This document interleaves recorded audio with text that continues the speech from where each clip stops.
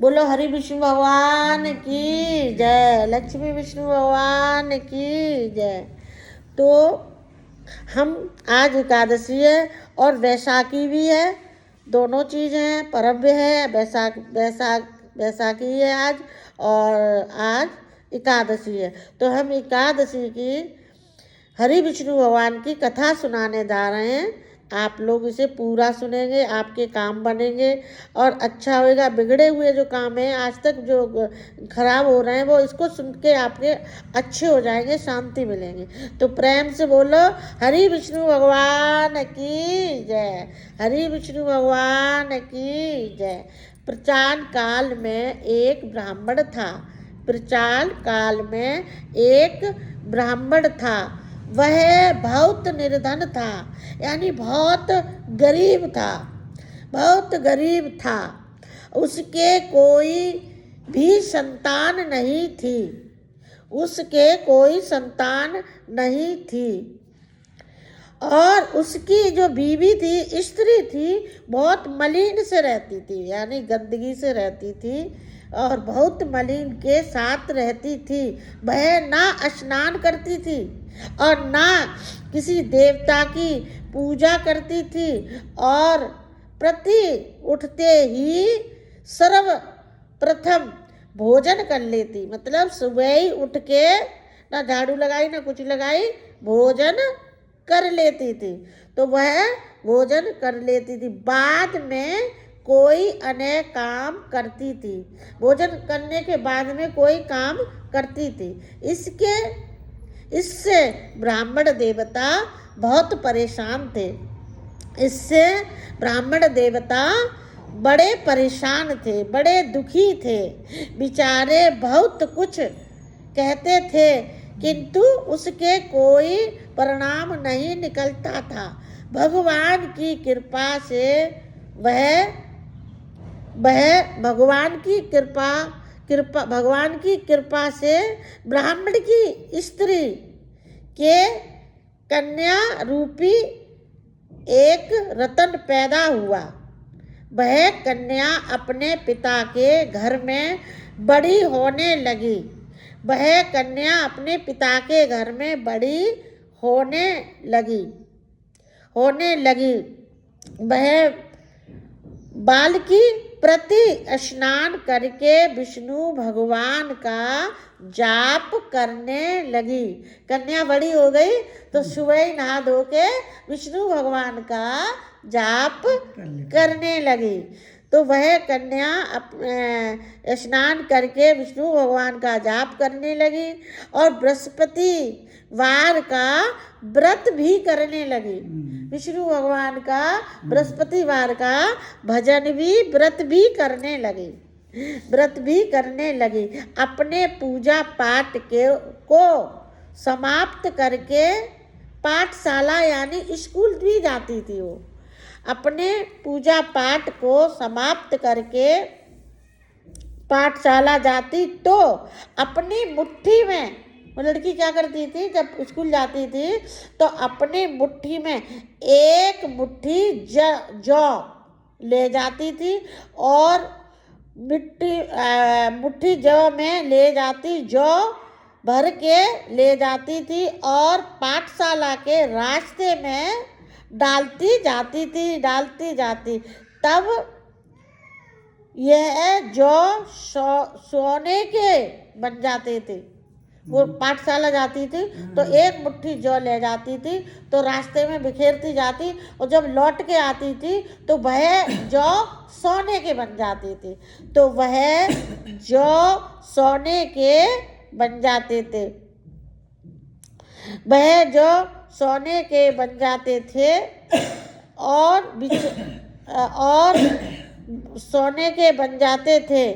भगवान की कृपा से ब्राह्मण की वह बालकी प्रति नहा धो के और विष्णु भगवान का जाप करने लगी और बृहस्पति देव का व्रत करने लगी। पाठशाला के मार्ग में डालती जाती थी जो सोने के हो जाते थे, और लौटते समय उनको बीन कर घर को ले आती थी। एक दिन वह बालकी सूप में उन सोने के जवाओं को सूप में फटक साफ कर रही थी। उसके पिता ने देख लिया और कहा, हे बेटी, सोने के जौ के लिए सोने का सूप भी चाहिए। उन्होंने कहा कि ये बेटी, ये सोने के जौ है, तो सूप में फटक रही है, तो इनके लिए सोने का सूप भी चाहिए। तो इनके लिए सोने के सूप भी चाहिए। फटक कर साफ कर रही थी। उसके पिता ने देख लिया और कहा, हे बेटी, सोने के जवाओं को फटकने के लिए सोने का सूप भी होना चाहिए। दूसरे दिन बृहस्पतिवार आई थी, तो इस कन्या ने व्रत रखा और बृहस्पति देव से प्रार्थना करके बोली, हे प्रभु, अगर हमारी सच्ची भक्ति है तो मुझे सोने का सूप दिला दो। हाँ, कहा, हे प्रभु, मैंने आपकी पूजा सच्चे मन से की है, तो मेरे लिए सोने का सूप भी दे दो। बृहस्पति देव ने उसकी प्रार्थना स्वीकार कर ली और रोजाना की तरह वह कन्या जौ फैलाती हुई जाने लगी। जब लौटकर जौ बीन रही थी, तो बृहस्पति देव की कृपा से उसे सोने का सूप मिला और उसे घर ले आई और उसी से जौ साफ करने लगी। सूप में मिल गया। बृहस्पति देव भगवान ने उसे सोने का सूप भी दे दिया। साफ कर रही थी, उसी समय नगर का मतलब शहर का राजकुमार, राजा का बेटा वहां से निकला। तो राजा का बेटा वहां से निकला, उस नगर का उसे देखा, कन्या के रूप कार को देखकर मोहित हो गया। वो मोहित हो गया और तब अपने महल आकर भोजन तथा जल त्याग कर उदास हो लेट गया। राजा को जब इस बात का पता लगा, तो अपने प्रधानमंत्रियों को साथ अपने पुत्र को पास त्याग कर लेट गया था, उदास होकर लेट गया था। अपने पुत्र के पास गए और बोले, हे पुत्र, तुम्हें किस बात का कष्ट है? हे बेटा, तुम्हें किस बात का कष्ट है? किस बात का कष्ट है? किसी ने अपमान किया है या अथवा कोई और कारण हो, सो कहो, मैं वही कार्य करूँगा जिससे तुम्हें प्रसन्नता, तुम्हें खुशी हो। अपने पिता की बात राजकुमार ने बातें सुनी, तो वह बोला, मुझे आपकी कृपा से ना तो किसी बात का दुख है और ना किसी ने मेरा अपमान किया है, परंतु मैं उसी लड़की के साथ विवाह करना चाहता हूँ जो सोने के सूप में जो साफ कर रही थी। यह सुनकर राजा असरतर में पड़ गया और बोला, हे बेटा, इस तरह की कन्या का पता तो तुम ही लगाओ। मैं उसके साथ तेरा विवाह अवश्य ही करा दूंगा। राजकुमार ने उस कन्या के घर का पता बतलाया। तब मंत्री उसके कन्या के घर गए और ब्राह्मण देवता को सभी हाल सुनाए। राजा ने कहा कि तुम अपने उस लड़की का बेटा तू पता कर ले कहाँ है, मैं तो विवाह करा दूंगा। तो राजकुमार ने कही कि फलानी जगह है। तो उन्होंने फिर राजकुमार ने अपने नौकर चाकर भेजे राजा ने, तो उस लड़की का पता बता ले। ब्राह्मण देवता को राजकुमार के साथ अपनी कन्या का विवाह करने के लिए तैयार हो गए। तब विधि विधान के अनुसार ब्राह्मण कन्या का विवाह राजकुमार के साथ हो गया। कन्या के घर से जाते ही पहले की भांति उस ब्राह्मण देवता के घर में गरीबी का निवास हो गया। जैसे ही लड़की घर से गई फिर से गरीबी आ गई। लड़की पूजा पाठ करती तो गरीबी दूर हो गई थी, और लड़की जैसे ही विदा है गई तो फिर से गरीबी आ गई। तो फिर से वह गरीबी आ गई तो फिर से हो गया तथा विधि विधान से विवाह। घर के जाते ही पहली की भांति ब्राह्मण देवता के घर गरीबी का निवास हो गया। अब भोजन के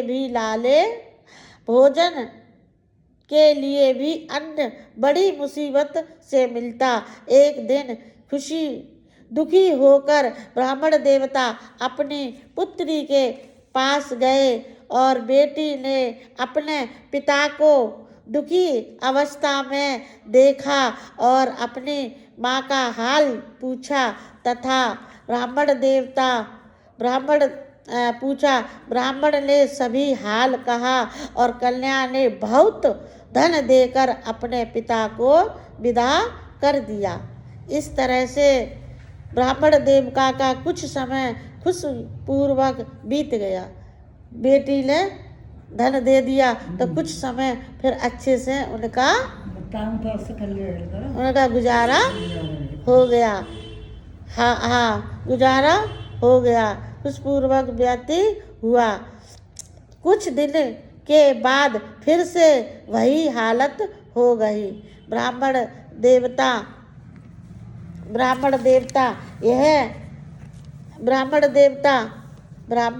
देवता फिर अपनी कन्या के यहाँ गए और हाल कहा तो कन्या बोली, हे पिताजी, आप माताजी को यहाँ लिवा लाओ, मैं उन्हें विधि बता दूंगी जिससे गरीबी दूर हो जाएगी।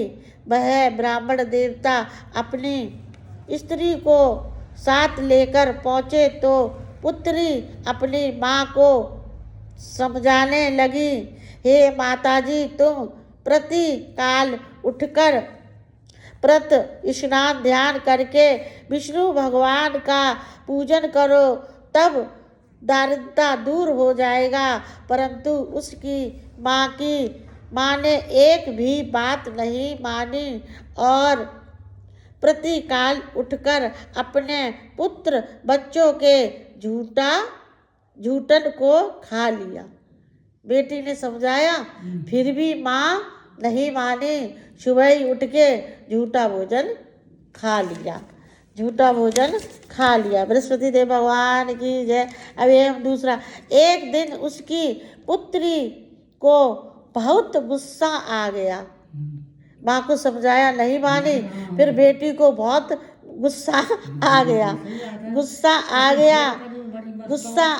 आया और रात को एक कोठरी में सभी सामान निकाल कर अपने माँ को उस में बंद कर दिया। कोठरी को सामान निकाल के और लड़की ने माँ को कुठरिया में बंद कर दो, जब तक पूजा ना करोगी, स्नान ध्यान नहीं करोगी तो ये निकाला नहीं जाएगा। तो बंद कर दिया। प्रतिकाल उठते उसमें से निकाला, दूसरे दिन उसे निकाला तथा स्नान ध्यान करके पाठ करवाया तो उसकी माँ की बुद्धि ठीक हो गई। और फिर प्रति बृहस्पतिवार को व्रत करने लगी। इस व्रत के प्रभाव से उसकी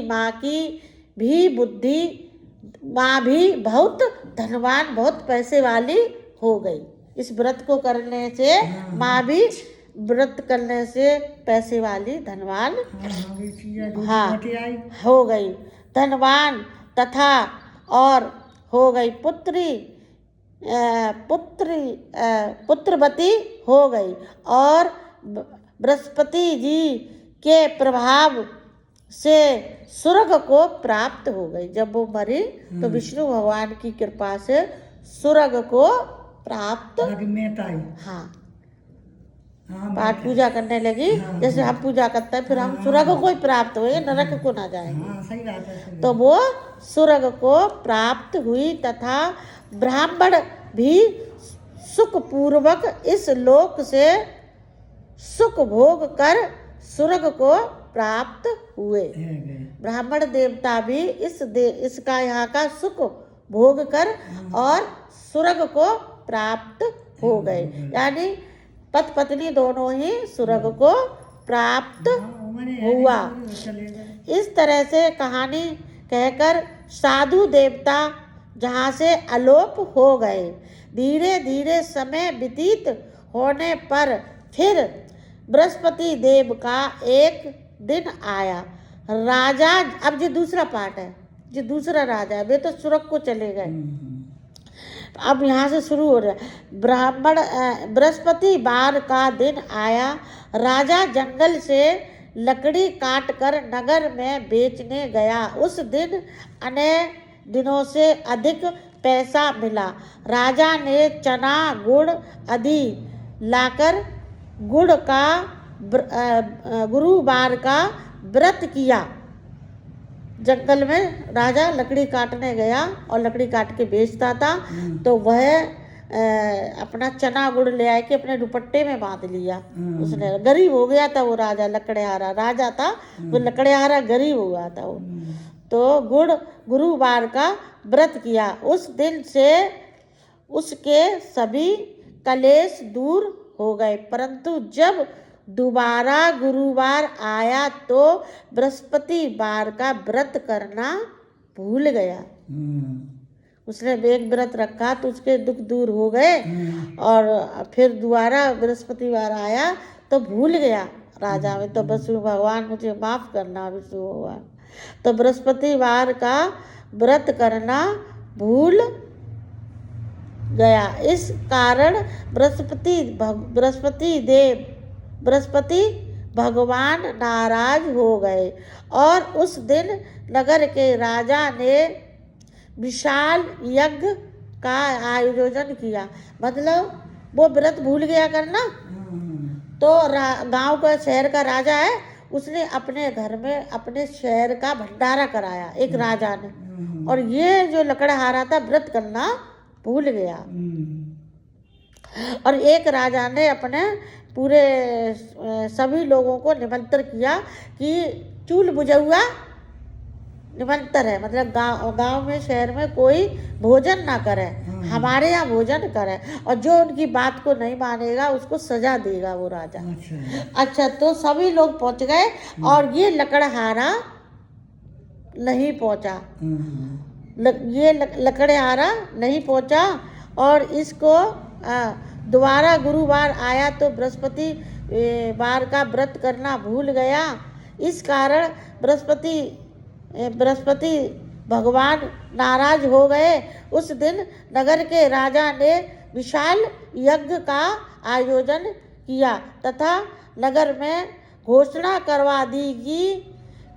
करवाई कि कोई भी मनुष्य अपने घर में भोजन ना बनावे और ना आग जलावे। समस्त नगर मेरे यहाँ भोजन करने आवेंगे। इस आज्ञा को जो नहीं मानेगा उसको दंड दिया जाएगा। जो उनके यहाँ भोजन नहीं करने जाएगा उसे दंड दिया। इस तरह की घोषणा संपूर्ण नगर में करवा दी गई और राजा की आज्ञा अनुसार नगर के लोग भोजन करने गए। लेकिन लकड़हारा कुछ देर से पहुंचा। वो लकड़हारा नहीं था। ये बात तो पानो काम करा हुआ लकड़ियां तो बीज के हाँ, तो वो लकड़हारा कुछ देर से पहुंचा, इसलिए राजा उसको अपने साथ लिवा ले गया और ले जाकर भोजन करा रहे थे तो रानी की दुष्ट उस खुटी पर दृष्टि, मतलब रानी की नजर खुटी पर पहुंची थी, जिस खुटी पर नौल का हार लटका था। अच्छा। अब सुनो, राजा को बाको लकड़हारा को दंड क्या मिलेगा। अब वो दंड दिलवाएगी। जैसे अब तुम आई हो मेरे यहाँ पे सोनो टंगो है, अब तुम ही आई हो तो मैं सोचू अरे अम्बा ही ले गई, और तो कोई है ना, अम्बा ही ले गई। तो बाकी दिमाग में रानी के ये बात आ गई कि ये लकड़हारा भोजन करा रहे राजा, तो यही चुरा ले गया मेरा, वो चुरा ले गया। तो भोजन करा तो जाकर भोजन करा रहे थे तो रानी की दृष्टि उस खुटी पर पहुंची जिस पर उसका हार लटका हुआ था। वहां हार दिखाई नहीं दिया। रानी ने निश्चय किया कि मेरा हार इस मनुष्य ने ही चुरा लिया है। हाँ, जो भोजन करा रहे राजा लकड़हारा को, उसी ने चुरा लिया। उसी समय सिपाहियों को बुलवाकर उसे कारागार में डलवा दिया, जेल में डलवा दिया, कारागार में डलवा दिया। जब लकड़हारा कारागार में पड़ गया, जेल में पड़ गया, तो बहुत दुखी होकर विचार करने लगा कि न जाने कौन से पूर्व जन्म के कर्म से मेरे लिए यह दुख प्राप्त हुआ है। न जाने कौन से जन्म के पाप हैं जो मुझे ये दुख प्राप्त हुआ है, और दुख प्राप्त हुआ है। और उसी साधु को याद किया, जिस साधु ने उसे भविष्यवाणी करी थी, उसने उसी साधु को याद किया। साधु को याद करने लगा जो कि जंगल में मिला था, जो एक साधु जंगल में मिला था। उसने कहा तू बृहस्पति देव का व्रत कर, तेरे दुख दूर हो जाएंगे। फिर वह उसी साधु को याद करने लगा। वह उसी साधु को याद करने लगा। उसी साधु को याद करने लगा। उसी साधु को याद करने उसी समय करने लगा तो निश्चय किया। हाँ, उसी समय सिपाही बुलवा कर कारागार में डलवा दिया। जब लकड़हारा कारागार में पड़ गया तो बहुत दुखी होकर विचार करने लगा कि ना जाने कौन से पूर्व जन्म के कर्म मेरे लिए यह दुख प्राप्त हुआ है। और उसी साधु को याद करने लगा जो कि जंगल में मिला था। उसी समय तत्काल बृहस्पति देव साधु के रूप में आ गए। भाई साधु के रूप में जब वो जेल में पड़ा था लकड़हारा, तो याद किया तो बृहस्पति भगवान साधु का भेष बना के और जेल में लकड़हारा के पास पहुंच गए। तो तत्काल बृहस्पति देव साधु के रूप में प्रकट हो गए और उसकी दिशा देख कर कहने लगे, अरे मूर्ख, तूने बृहस्पति देवता की कथा नहीं कही, इसी कारण तेरे लिए दुख प्राप्त हुआ है। इसी कारण तेरे लिए दुख प्राप्त हुआ है। दुख प्राप्त हुआ। अब चिंता मत कर। बृहस्पति वार के दिन कारागार के द्वार पर 4 पैसे पड़े मिलेंगे। उससे तू बृहस्पति देव की पूजा करना और तेरी सभी कष्ट दूर हो जाएंगे। बृहस्पति देव के दिन उसे 4 पैसे पड़े मिले। लकड़हारा ने कथा कही। लकड़हारा ने कही उसी रात को बृहस्पति देव ने उसी नगर के राजा को सपन में कहा, हे राजा, तुमने जिस आदमी को कारागार जेल में बंदी कर दिया है वह निर्दोष है, वह राजा है, उसे छोड़ देना। रानी का हार उसी खुटी पर लटका हुआ है, तू ऐसा नहीं करेगा तो मैं तेरा राज्य को नष्ट कर दूंगा। इस रात्रि के बाद अब विष्णु भगवान ने उस रानी ने जो जेल में डलवा दिए थे हार की चोरी लगा के, तो विष्णु भगवान ने उसकी पति को सपना दिया कि राजा उसे छोड़ दे, वो निर्दोष है, वो पुराने जमाने का राजा है और उसे छोड़ दे और तेरी रानी का हार उसी खुटी पे लटका हुआ मिलेगा। यदि तूने उसे नहीं छोड़ा तो मैं तेरा राज को नष्ट कर दूंगा। विष्णु भगवान ने कहा। तो अब विष्णु भगवान उस राजा को रिहा करेंगे, छोड़ेंगे। अब आगे देखो, तो सपने को देख राजा प्रतिकाल उठा और खुटी पर, सपने में कहा था विष्णु भगवान ने राजा को सपने में कहा था। सपने में देख राजा प्रतिकाल उठा और खुटी पर हार देखकर लकड़हारा से क्षमा मांगी। खुटी पर हार लटका हुआ था तो लकड़हारा से क्षमा मांगी तथा राजा के योग्य सुंदर वस्त्र आभूषण देकर उसे विदाई किया। मतलब राजा के जैसे कपड़े उसे पहनाए, वस्त्र पहनाए और आभूषण पहनाए और उसकी विदा कर किया। और गुरुदेव की अनुसार आज्ञा अनुसार राजा अपने नगर को चल दिया। जब राजा नगर के निकट पहुंचा तो उसे बड़ा अशरफ हुआ। नगर के बड़ा मतलब अचानक उसके, जब वो राजा के भेष पहले लकड़हारा हो गया तो वो गरीब हो गया तो घर छोड़ के चला गया और रानी और दासी को छोड़ गया वो बे बुरी हालत में, और राजा जंगल में चला गया तो लकड़ी बेच के गुजारा कर रहा था। अब उसको राजपाट फिर उसने विष्णु भगवान ने बना दिया तो वो बड़ी ठाट फाट में वापस आया।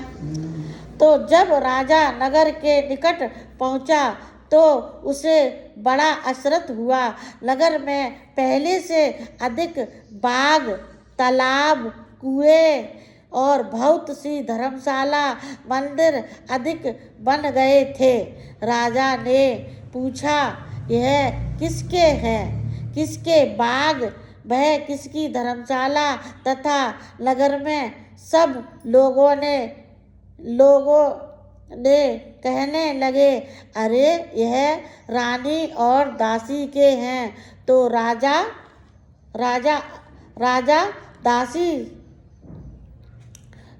को अशरत हुआ। अरे राजा को बहुत दुख हुआ, मैं तो गरीबी हाल में छोड़ गया था अपनी पत्नी को और दासनी को, तो जाने बाग बगीचे फिर से किलने, जाने पैसा कहाँ से आया और कहाँ से बनवा दिया। लोगों ने कहा कि ये तो दासी और रानी के हैं, फिर से बाग बगीचा बनवा दे ना रानी ने, तो ये किसके हैं? तो ताल, कुआं तथा बहुत धर्मशाला, मंदिर आदि बन गए थे। राजा ने पूछा, यह किसका बाग है? किसकी धर्मशाला है? तालाब, नगर के सब लोगों ने कहने लगे, यह रानी और दासी के हैं। तो राजा को असरत हुआ और गुस्सा भी आ गया। जब रानी ने यह खबर सुनी कि राजा आ रहे हैं तो उसने दासी को कहा कि हे दासी, राजा हमको कितनी बुरी हाल में छोड़ कर गए थे और वह हमारी ऐसी हाल देख कर कहीं लौट न जाए। अब रानी ने क्या किया कि हमें इतनी गरीबी में, बुरे हाल में राजा छोड़ के चले गए थे और रानी ने फिर से व्रत किया विष्णु भगवान का, तो वे धनवान हो गई। तो रानी ने, दासी ने बगीचे, बाग, तालाब, मंदिर सब बनवाए। तो राजा बोला मैं तो गरीब छोड़ के गया था, पर खाने को रोटी नहीं थी और ये दासी पे पैसा कहाँ से आया। कहाँ से तो वो गुस्से में पहुंचा जवाब करने के लिए कि तुम पर इतना पैसा धन कहाँ से आया, बुरी तरीके से तो नहीं कमाया है। मेरे जाने के बाद आदमी को लगता है ना। हाँ, तो दासी, अब इधर रानी ने सुना कि बुरी हाल में छुड़ गए। दासी तू दरवाजे पे खड़ी हो जा, कहीं राजा हमारा महल और हमारी अच्छी दिशा देख के लौट ना जाए, क्योंकि वो तो सोचेंगे हम तो गरीबी हाल में छोड़े आए, तो ये नहीं हो सकता। तो तू गेट पे खड़ी हो जा, अंदर ले आना। तो दासी गेट पे खड़ी गई, तो राजा को अंदर लिवा ले आई। जब राजा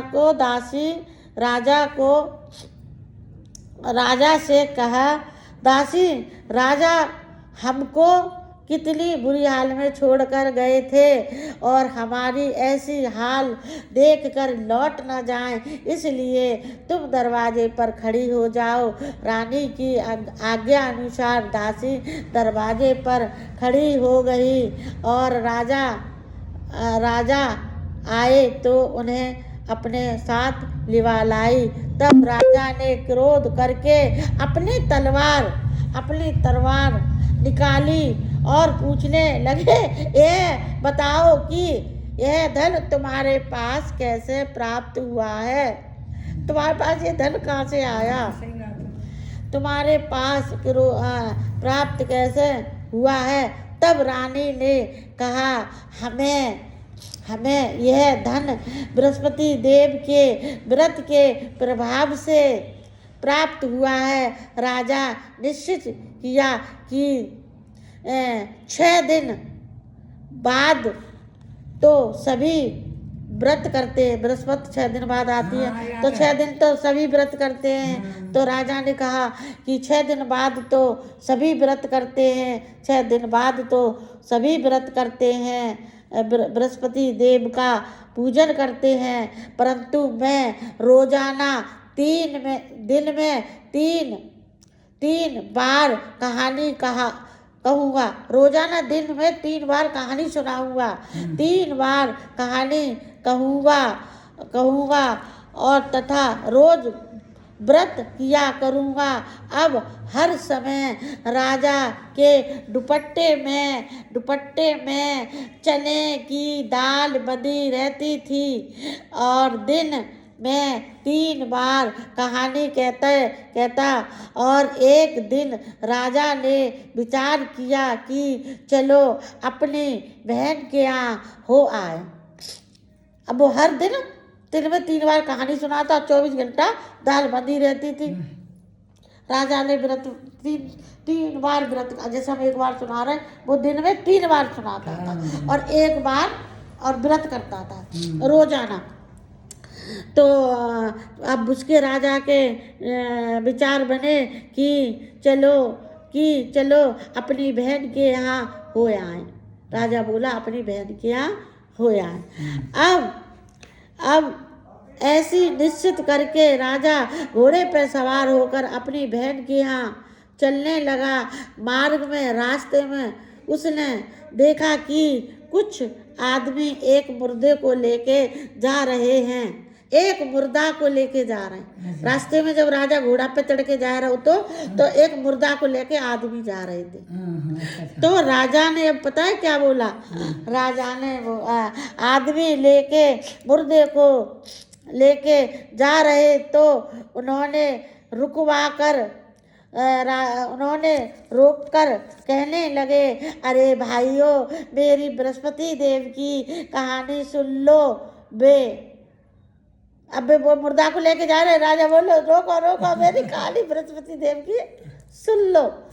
तो मेरी कहानी सुन लो बे बोले, लो हमारा तो आदमी मर गया है और इसको कथा की पड़ी हुई है। परंतु कुछ आदमी बोले, अच्छा कहो, हम तुम्हारी कथा भी सुनेंगे। राजा ने दौल निकाले और जब कथा आदि हुई, आदि ही कह पाई थी, आदि सुना पाई थी, आदि ही की तो मुर्दा हिलने लगा। आदि कथा हुई तो मुर्दा लेट रख लो ना जमीन पर तो हिलने लगा। आदि कथा हुई मुर्दा हिलने लगा, और जब कथा समाप्त हो गई तो राम राम कहकर वह मनुष्य उठ खड़ा हो गया। मार्ग में उसे फिर एक किसान खेत, अब वो तो जी ठीक हो गया वो मुर्दा, राम राम कह के वो तो ठीक हो गया, माया सो अब वो ठीक हो गया। अब राजा फिर आगे बढ़ा, फिर राजा दोबारा फिर आगे बढ़ा तो रास्ते में उसको एक किसान मिला, खेत जोतता हुआ। उठ कर खड़ा हो गया। तो फिर उठ आदि कथा ही थी तो मुर्दा हिलने लगा, और जब कथा समाप्त हुई तो राम राम कहकर वह मनुष्य उठकर खड़ा हो गया। मार्ग में उसे फिर एक किसान खेत में हल चलाता मिला। राजा ने उसको देखा और उससे बोला, अरे भैया तुम हमारी बृहस्पतिवार की कथा सुन लो। किसान बोला, जब तक मैं तेरी कथा सुनूंगा तब तक 4 हर्रैया जोत लूंगा, जा अपनी कथा किसी और को सुनाना। किसान बोलो कि अरे भैया अब मैं तेरी कथा सुनूंगा तब तक 4 हर्रैया जोत लूंगा। सही बात है। बोला, अरे भैया 4 हर्रैया जोत लूंगा, जा अपनी कथा किसी और को सुना। इस तरह राजा आगे को चलने लगा। राजा के हटते ही बैल पछाड़ खाकर गिर गया तथा उसके पेट में जोर का दर्द होने लगा। किसान के पेट में दर्द होने लगा, बैल पछाड़ खा के गिर गया। जैसे ही बाकी कथा ना सुनी, मारे कहीं जा कहीं और सुनाइए, अपमान नहीं करना चाहिए माता किसी का, तो जा कहीं और की सुनाइए। सो जैसे ही हटो सो पछाड़ खा के बैल गिर गया, बाकी पेट में दर्द होने लगा। उसी समय उसकी माँ रोटी लेकर आने लगी। उसने जब यह देखा तो अपने पुत्र से सब हाल पूछा, और बेटे ने सभी हाल कहा दिया। तो बुढ़िया दौड़ी घुड़सवार के पास गई और उससे बोली, मैं तेरी कथा सुनूंगी, तू अपनी कथा मेरे खेत पर चलकर सुनाना।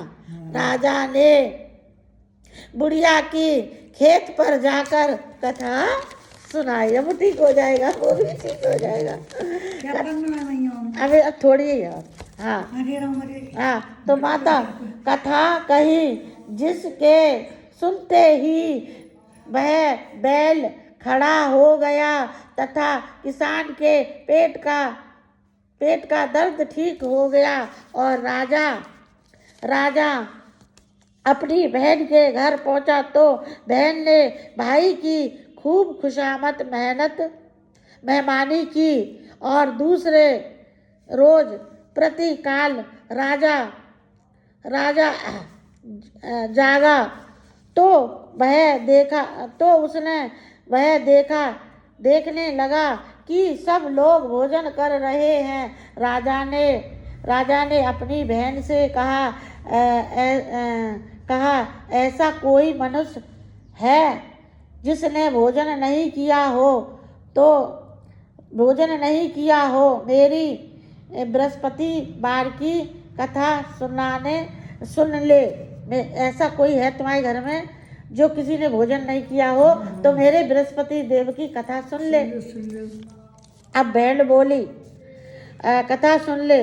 बहन बोली, हे भैया, यहाँ इस देश में तो ऐसा ही है कि पहले यहाँ लोग भोजन करते हैं, बाद में अन्य काम करते हैं। पहले यहाँ भोजन करते हैं, तब दूसरा काम करते हैं।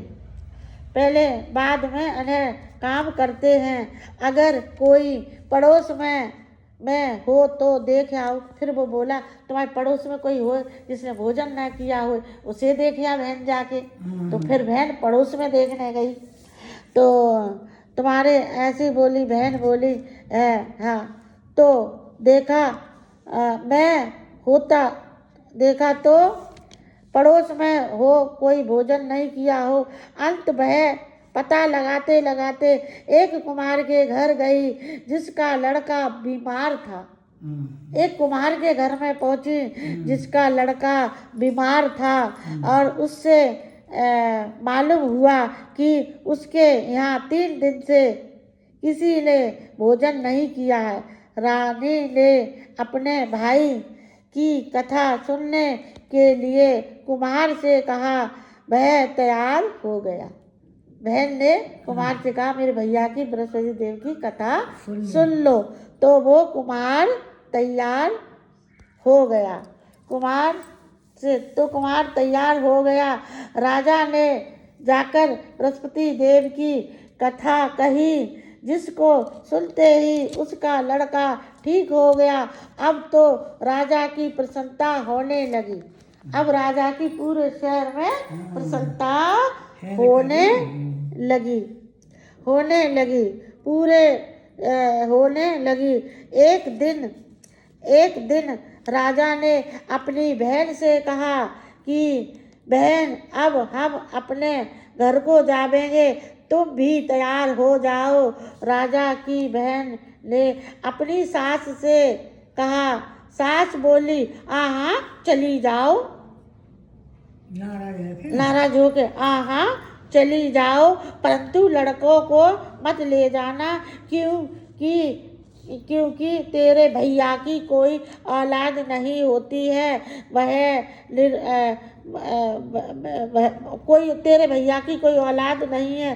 बहन ने भाई से कहा हे भैया मैं तो चलूँगी पर कोई बालक नहीं जाएगा।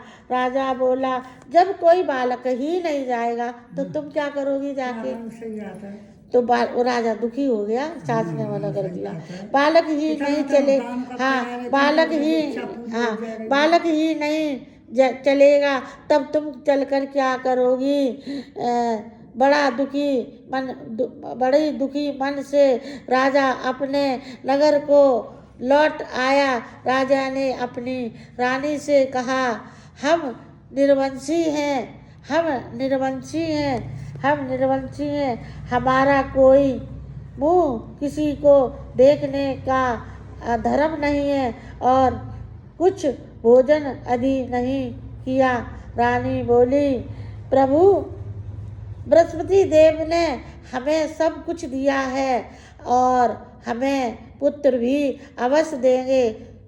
उसी रात को बृहस्पति देव ने राजा को सपने में कहा हे राजा उठ सभी सोच को त्याग दे, तेरी रानी गर्भ से है।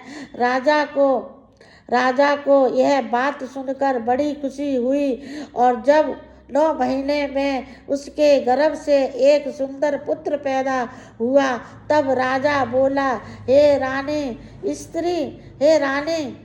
स्त्री बिना भोजन के रह सकती है किंतु बिना बात कहे नहीं रह सकती है। जब मेरी बहन आए तो तुम उससे कुछ कहना मत।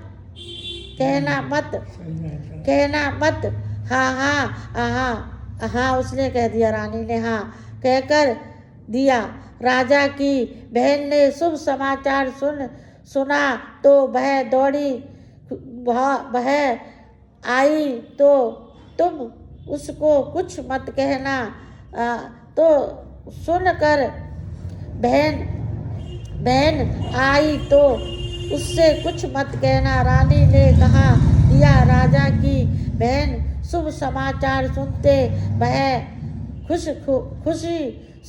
खुश हुई तथा बधाई लेकर अपने भाई के यहाँ आई। तब रानी ने कहा, घोड़ा चढ़ के तो ले आई। जब मेरा पति लेने गया, हाथी चढ़ के, गधा चढ़ के आई। सही बात है। मेरा पति लेने गया तब तो नहीं आई, घोड़ा चढ़ के नहीं आई, गधा चढ़ के।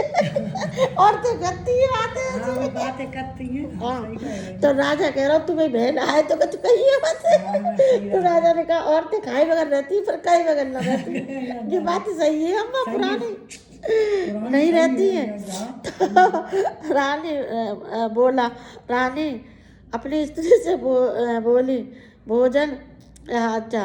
सुनते ही बहुत खुशी हुई और बधाई लेकर अपने भाई के यहाँ आई। तब रानी ने कहा, घोड़ा चढ़कर तो नहीं आई, गधा चढ़ आई। राजा की बहन बोली, अरे भाभी, मैं इस प्रकार ना कहती तो तुम्हारे औलाद मिलती तुम्हें कैसे? मैं तुम्हें तायना ना देती तो तुम्हें औलाद कैसे मिलती? हाँ, सही बात है। प्रभु ने सुना। हाँ, तो तुम्हें औलाद कैसे मिलती? बृहस्पति देव ऐसे ही हैं, जैसे जिनके मन में कामनाएं हैं सभी को पूर्ण करते हैं। जो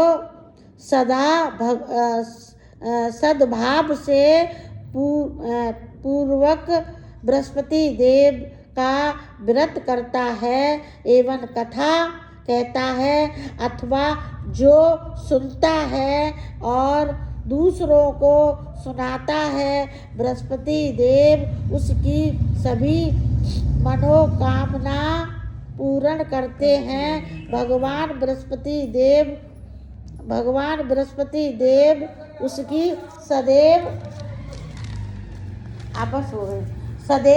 रक्षा करते हैं। संसार में सद्भाव से भगवान का पूजन व्रत सच्चे हृदय से करते हैं, उनकी सभी मनोकामना वे पूर्ण करते हैं। जैसे सच्ची भावना से राजा ने उनका कथा कहा, गुणगान किया तो उनके सभी इच्छाएं बृहस्पति देव जी ने पूर्ण की थी। इसीलिए सब को कथा सुनने के बाद प्रसाद लेकर जाना चाहिए। हृदय से उनके मन कहते हुए जयकारा बोलना चाहिए। बोलो बृहस्पति देव की जय, विष्णु भगवान की जय, बृहस्पति देव भगवान की जय, बृहस्पति भगवान की जय, विष्णु लक्ष्मी भगवान की जय। आज क्या बृहस्पति देव का कथा भाई बहनों पूरी सुनना, और मैं दिल से कहती हूँ कि आप इस कथा को पूरा सुनेंगे तो बिगड़े हुए काम आपके अवश्य ही बन जाएंगे। आज बृहस्पति देव की कथा है, इसको पूरा सुनना और शेयर लाइक सब्सक्राइब करें। विष्णु भगवान की जय, सच्चे दरबार की जय।